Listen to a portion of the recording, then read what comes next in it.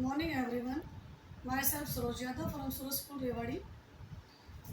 आज मैं 9वीं कक्षा के विद्यार्थियों को अलंकार, जिसमें हमने बताया था अलंकार का शाब्दिक अर्थ होता है आभूषण या गहना, और अलंकार की परिभाषा होती है बेटा काव्य की सुंदरता बढ़ाने वाले शब्दों को या गुणों को अलंकार कहते हैं। और अलंकार के दो भेद बताए थे, शब्द अलंकार और अर्थ अलंकार।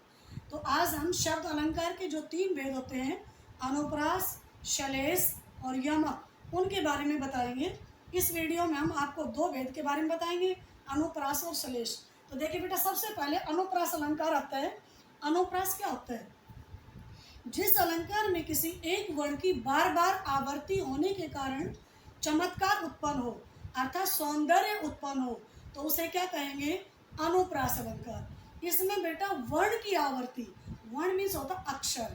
अब देखिए, इसमें हमने पहला एग्जाम्पल लिखा, तरनी तनुजा तट तमाल तरवर बहु छाए। अब इस वाक्य में अब देखिए, इस पंक्ति में तरनी एक बार तय, 2 बार तय, तय और तय, कितनी बार तय वर्ण की आवर्ती हुई? आवर्ती मीन्स होता बेटा रिपीट। दूसरे में देखिए, चारों चंद्र की चंचल किरणें खेल रही थी जल थल में।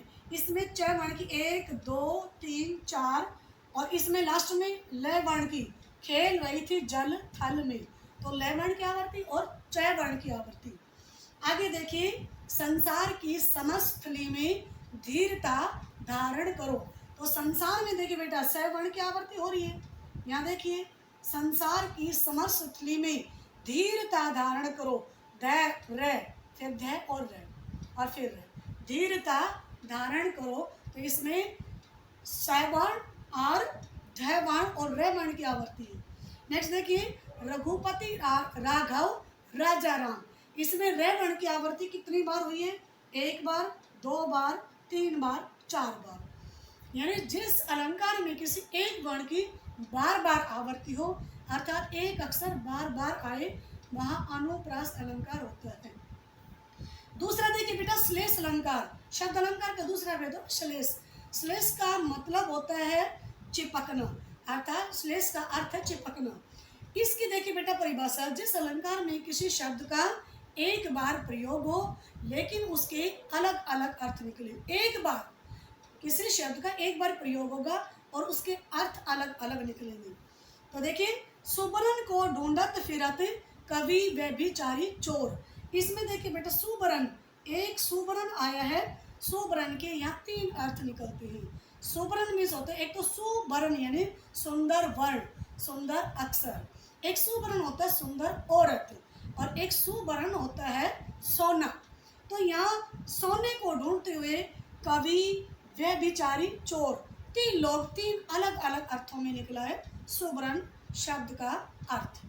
आगे देखिए, मधुबन की छाती को देखो सूखी इसकी कितनी कलियां। यहाँ जो कलियां शब्द आया है, इसके यहाँ 2 अर्थ निकलते हैं। एक तो कली होता है यौवन अवस्था से पूर्व की अवस्था, और दूसरा कली का अर्थ होता है बिना खिले फूल को भी कली कहते हैं, अर्थात अध खिला फूल या बिना खिला फूल कली कहलाता है। ऐसे तीसरा देखिए, मंगन को देख देत पट बार बार। इसमें देखिए बेटा पट शब्द आया है, इस पट के 2 अर्थ निकलेंगे।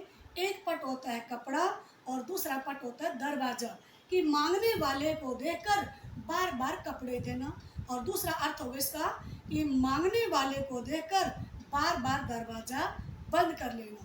तो बेटा बहुत बहुत धन्यवाद।